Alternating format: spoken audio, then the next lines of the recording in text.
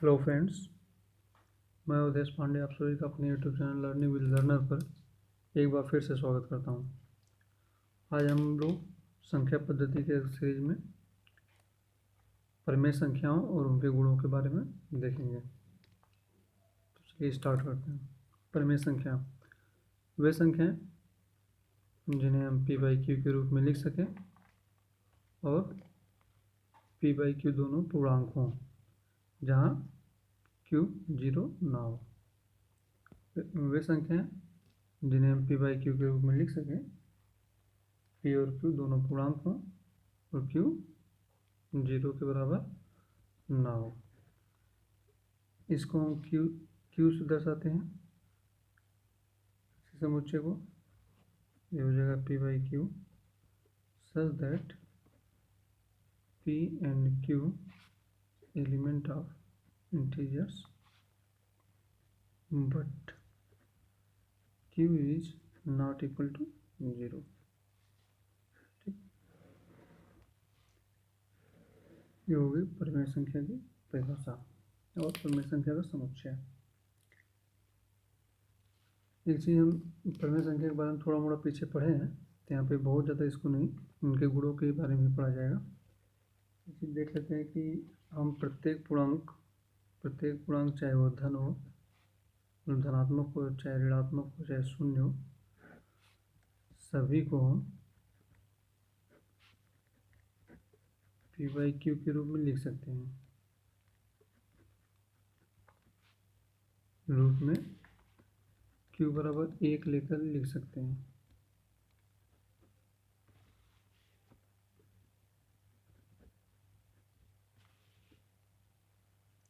लिख सकते जैसे देख लेते हैं -3 है, ऋणात्मक संख्या अगर इसको लिखना रहे -3/1 हो जाएगा। यहाँ पे हमारा p क्या हो जाएगा और q 1। इसी तरह 5 को लिखना है 5/1 हो जाएगा। यहाँ पे p बराबर 5 हो जाएगा, q बराबर 1 हो जाएगा। 0 को लिखना है 0/1 हो जाएगा। अब हम देख लेते हैं, ये तो परिमेय संख्या हो गया। परिमेय संख्या क्या नहीं होगी जिसे हम p/q के रूप में ना लिख सकें। जैसे एक उदाहरण दे लेते हैं। जैसे पहले इसी को देखते हैं, अगर 10/3 है तो यहाँ पे p है और ये q है। p/q के रूप में लिख लिए। 10 एक पूर्णांक है, 3 एक पूर्णांक है और 3 0 के बराबर नहीं है। ये परिमेय संख्या होगी। इसका जो मान आ रहा है 3.333, ये भी एक परिमेय संख्या ही आएगा। और देखिए यहाँ पे संख्याएं दोहराती हुई जा रही हैं, हम इनको व्यक्त कर सकते हैं। जैसे जब कई बार एक ही संख्या दोहराई जाती है तो उसके ऊपर बार लगा देते हैं। ये हम परिमेय संख्याओं के शांत और अशांत रूप को देखेंगे अपनी अगली वीडियो में। यहाँ पे इतना ही देख लेते हैं। लेकिन अगर हम √2 का मान निकालें तो ये आता है 1.414। एक चीज़ देखिए, आप अगर कभी भी किसी संख्या में भाग देंगे, अगर एक बार 4 आया है उसके बाद 1 आया, फिर दोबारा अगर 4 आता तो उसके बाद 1 ही आएगा। लेकिन √2 का जब मान निकालेंगे आप तो यहाँ पे आप कुछ अलग पाएंगे।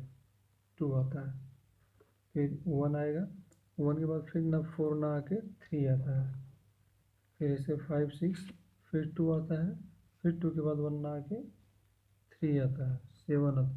मतलब दशमलव के बाद अंकों की पुनरावृत्ति नहीं होती है। तो इसको हम जो है p/q के रूप में एग्जैक्ट लिख नहीं पाते हैं। तो √2 क्या हो जाता है, परिमेय संख्या नहीं होती है। तो परिमेय संख्या जो नहीं होती हैं इसके लिए हमें इन्हें अपरिमेय संख्या कहते हैं। इनके बारे में हम आगे डिटेल से देखेंगे। ठीक, ऐसे ही अगर हम पाई का मान निकालेंगे, ये तो पाई को हम लोग कहते हैं कि 22/7 है। 22/7 इसका लगभग मान होता है। ठीक। 22/7 इसका लगभग मान होता है, ना कि एग्जैक्ट मान। पाई का मान क्या होता है? 3.14159265358। अगर इसको हम देखें तो इसमें भी दशमलव के बाद एक यहाँ पे भी है, यहाँ पे भी है, ऐसी संख्याएँ आती हैं लेकिन उनका दोहराव नहीं हो रहा लगातार, तो ये भी क्या हो जाएगा? इसे भी हम पी/क्यू के रूप में व्यक्त नहीं कर पाएंगे, ये भी एक अपरिमेय संख्या हो जाएगी। चलिए अब हम देखते हैं परिमेय संख्याओं के गुणों के बारे में। परिमेय संख्याओं के गुण। परिमेय संख्याओं के गुण, प्रॉपर्टीज ऑफ रैशनल नंबर्स। चलिए पहला देखते हैं, जिसे सब में देखा है, योग का क्रम विनिमय नियम। योग का क्रम विनिमय नियम। क्रम विनिमय नियम क्या कहता है कि अगर संख्याओं का क्रम बदल दिया जाए तो उसमें कोई परिवर्तन नहीं होता है। तो यहाँ पे योग का क्रम विनिमय नियम पर होता है, इसको हम ये देखेंगे, a + b = b + a for all the value of a and b is the element of rational number। ठीक, योग का क्रम विनिमय नियम हो जाएगा। चलिए इसी तरह हम देखते हैं दूसरा, योग का साहचर्य नियम। योग का साहचर्य नियम। योग का साहचर्य नियम क्या कहता है? अगर तीन संख्याएं हैं, जैसे ए है, बी है और सी है, तो चाहे पहले इन दोनों को लेकर जोड़ा जाए, चाहे पहले इन दोनों को लेकर जोड़ के तब तीसरा जोड़ा जाए, दोनों मान बराबर होंगे। All the value of a b c is the element of rational number. इसी तरह यहाँ पे हम एक चीज़ और देखते हैं, तीसरा, योज्य तत्समक या योग तत्समक। ठीक, तत्समक का अर्थ हम समझ ही चुके हैं। योज्य मतलब जोड़ने पे, तत्सम उसके बराबर ही है। तो यहाँ पे एक परिमेय संख्या, एक परिमेय संख्या 0 ऐसी होती है कि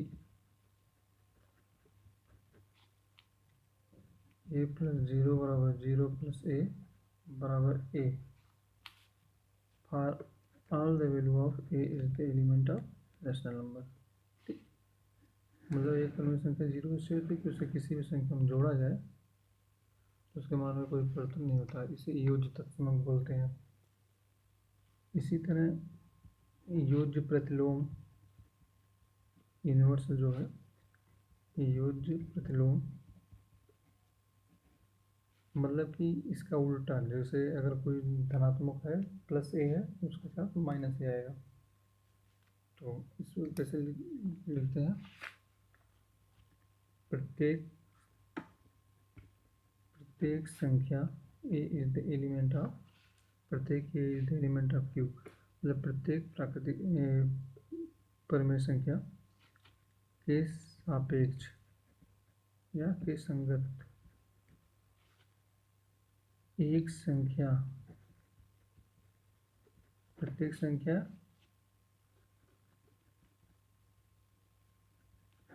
इज द एलिमेंट q के संगत एक संख्या -a, यह भी एलिमेंट होती है परिमेय संख्या की। एक ऐसी संख्या इस प्रकार होती है कि, इस प्रकार है कि इन दोनों का योग 0 होगा, ये plus -a equal to -a plus a equal to 0। इसके लिए यहाँ पे हम लिख ही चुके हैं, तो आगे for all the value of लिखने की बहुत ज़रूरत नहीं। ये तो हो गया योज्य का। अब देख लेते हैं गुणन का। क्या गुणन का क्रम विनिमय नियम, गुणन का क्रम विनिमय नियम, सॉरी क्रम विनिमय नियम। यहाँ पे क्या, दो संख्याओं का क्रम बदलने पर उनका गुणनफल बराबर आएगा, बराबर ए। ठीक, for all the value of a and b is the element of परिमेय संख्या, रेशनल नंबर। ठीक, इसके बाद क्रम विनिमय देख लें, गुणन का साहचर्य भी देख लें। गुणन का साहचर्य नियम, साहचर्य नियम फिर वही तीन संख्याएं और क्रम बदल कर गुणनफल, चाहे पहले इसको इन दोनों को, चाहे पहले इन दोनों को करके तीसरे रख दिया जाए, वैल्यू सेम ही आने वाली है। For all the value of a b c is the element of rational number. उसमें योज्य तत्समक देखा था, इसमें गुणात्मक तत्समक देखेंगे। कोई एक ऐसी संख्या होगी जिसे गुणा करने पर मान में कोई परिवर्तन नहीं होगा, वो उसके समान ही रहेगा। तो प्रत्येक परिमेय संख्या के लिए एक ऐसी संख्या, एक ऐसी होती है, लिख देते हैं परिमेय संख्या एक ऐसी है कि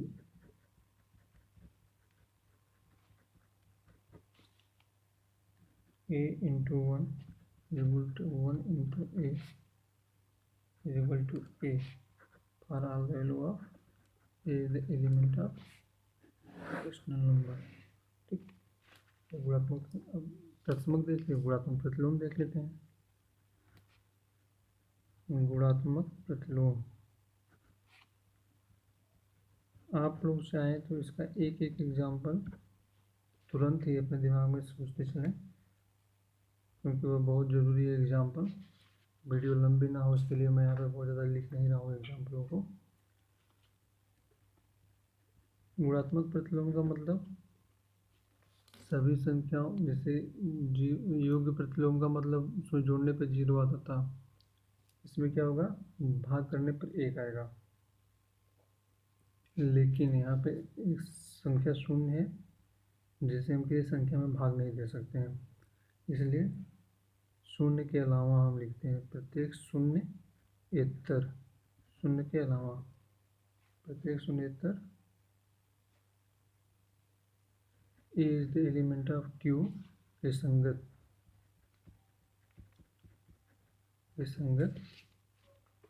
एक परिमेय संख्या के संगत एक परिमेय संख्या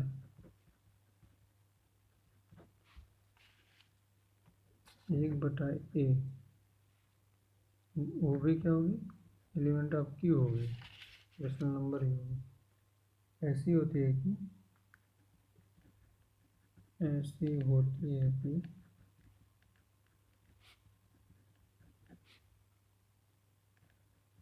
a into 1/a is equal to 1/a into a equal to 1। यहाँ पे क्या लिख सकते हैं, a is the element of Q but a is not equal to 0। ठीक, चलिए ये हमने देख लिया इनका कुछ नियम, और फिर आगे देखते हैं इसको।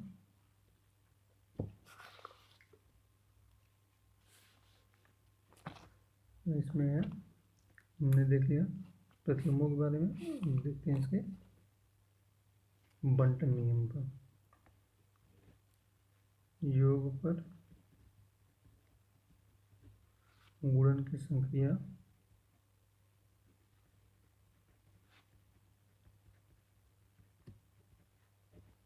का बंटन नियम, योग पर गुणन की संक्रिया का बंटन नियम।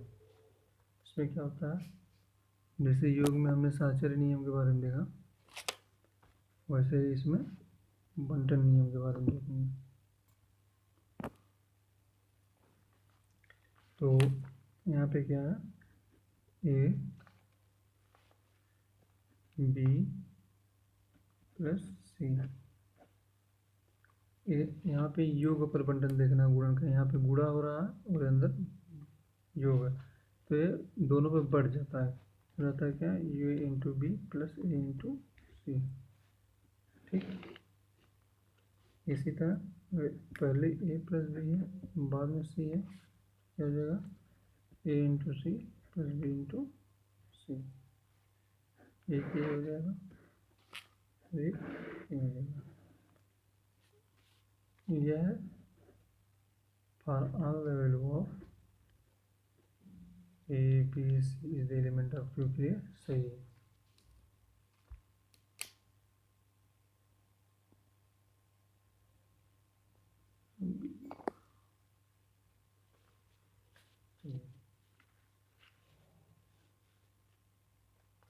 देखते हैं योग पर बंटन का नियम, हाँ सही हो गया बेटी। 10वां योग पर बंटन का नियम हो गया। अब देख लेते हैं यह क्या है, हमने पिछली वीडियो में देखा ये संवर्ग क्या होता है, समृद्ध का क्या होता है, योग के सापेक्ष समृद्ध होता है, समृद्ध या संवर्ग नियम। चलिए क्या है संवर्ग नियम, अगर a is the element of Q and b is the element of Q, then a plus minus b both are the element of Q।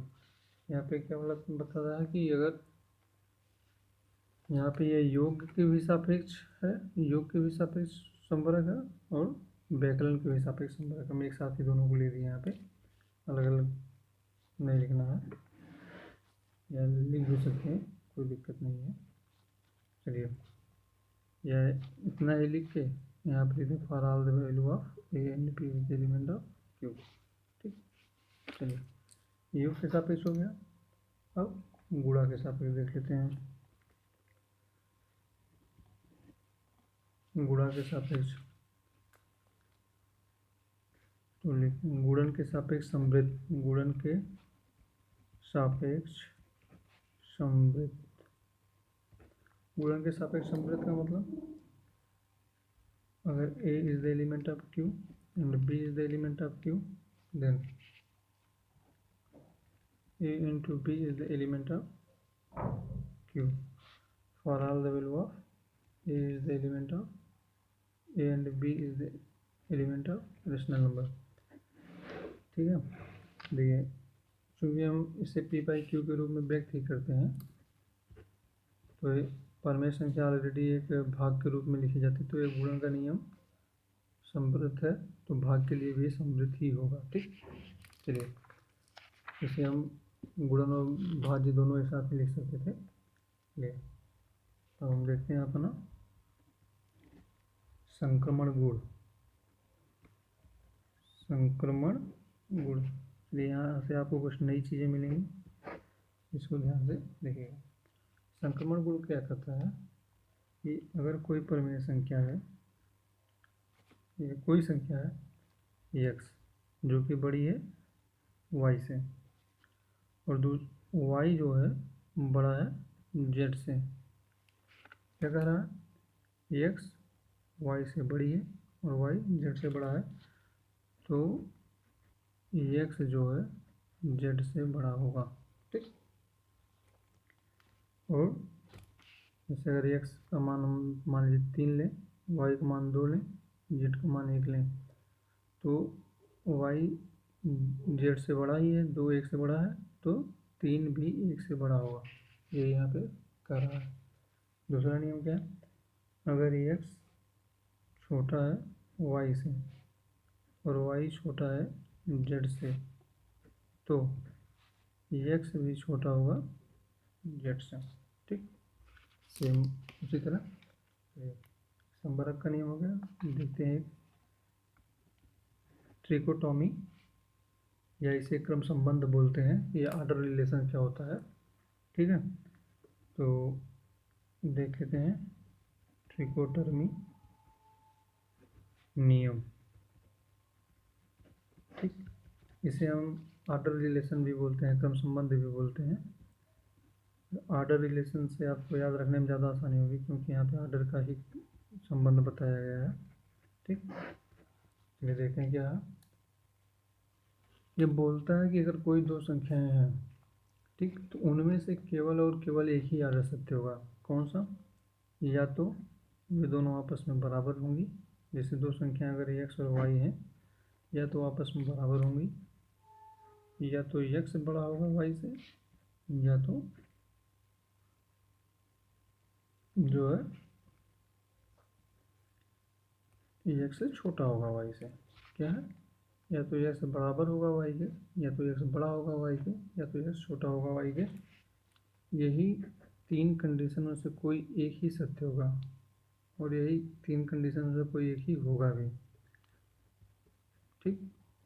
यहाँ पे हम परिमेय संख्या लिख देते हैं। ये क्या है? ऑर्डर रिलेशन, ठीक। ये बहुत काम में आता है क्वेश्चन को हल करते वक्त, ठीक। इसे ध्यान में। अब यहाँ से हम जो क्रम संबंध के कुछ गुणधर्म निकलते हैं, ठीक, उसे देख लेते हैं। यह इसमें से हम कुछ नियम निकाल सकते हैं, ठीक। तो लिख लेते हैं क्रम संबंध से हलंत लगा के काम चला दिया गलत लिखने के बाद, ठीक। क्रम संबंध के गुणधर्म, चलिए। एक तो बोल रहा है, पहला यही हो गया कि x बराबर y, x is greater than y, x is lesser than y में से कोई केवल और केवल एक ही सत्य होगा, उसको हम नहीं लिखेंगे, ठीक। पहला उसे आप लोग लिख लीजिएगा। दूसरा क्या हो जाएगा, यहाँ से एक हम देख ही चुके हैं, एक्स बड़ा है वाई से, वाई बड़ा है जेड से, तो एक्स बड़ा होगा इससे। और लेस वाला भी देख लिए। तो दोनों देख चुके हैं, एक तीसरा हम देखते हैं। और यहाँ पे ये संक्रमण गुण इसी से निकले हुए हैं, ठीक। ये दोनों हम देख चुके हैं, तो तीसरा हम देख लेते हैं।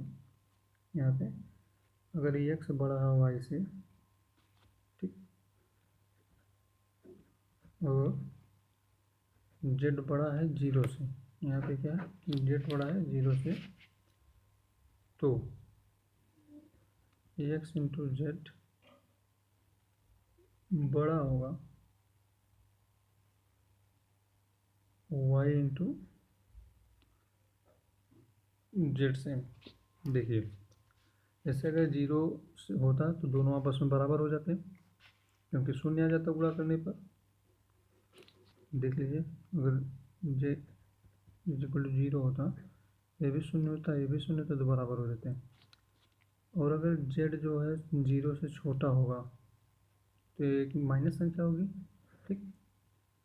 माइनस में अगर ये एक ही हो, तो भी जो बड़ी संख्या रहेगी अगर उसके सामने माइनस लगा है तो छोटी हो जाएगी, और जो छोटी संख्या रहेगी वो बड़ी हो जाएगी। तो यहाँ पे क्या हो जाता है, क्रम चेंज हो जाता है, एक्स इंटू जेड, ठीक, इस तरह हो जाता। अगर ये धनात्मक है तो यही पालन होगा, जो बड़ी है वही बड़ी रहेगी, जो छोटी है वही छोटी रहेगी। लेकिन अगर चिन्ह ऋणात्मक होता है, तो जो संख्या बड़ी होती है अगर उसके पहले चिन्ह ऋण लग गया तो वह छोटी हो जाएगी। जैसे अगर किसी व्यक्ति के पास 10 रुपये कर्जा है और किसी के पास 50 रुपये कर्जा, ये 50 तो बड़ी है, 10 बड़ी है, लेकिन धनात्मक में अगर किसी के पास कर्ज है तो ये ज़्यादा गरीब है, ये कम गरीब है, और ये -50 वाला ज़्यादा गरीब है। तो इस हिसाब से अगर किसी संख्या के बड़ी संख्या के पहले ऋणात्मक लग जाएगा, उसके उसके जो है रिलेशन क्रम संबंध बदल जाएंगे, ठीक। तो हम देखते हैं कुछ और चीज़ों के बारे में। वैसे अब हम बहुत देख चुके हैं परिमेय संख्याओं के बारे में और इनके गुणधर्मों के बारे में, और मिलेंगे अपनी अगली वीडियो में। तब तक के लिए नमस्कार। चैनल को ज़रूर से ज़रूर सब्सक्राइब करें। मिलते हैं अपनी अगली वीडियो में। नमस्कार, जय हिंद।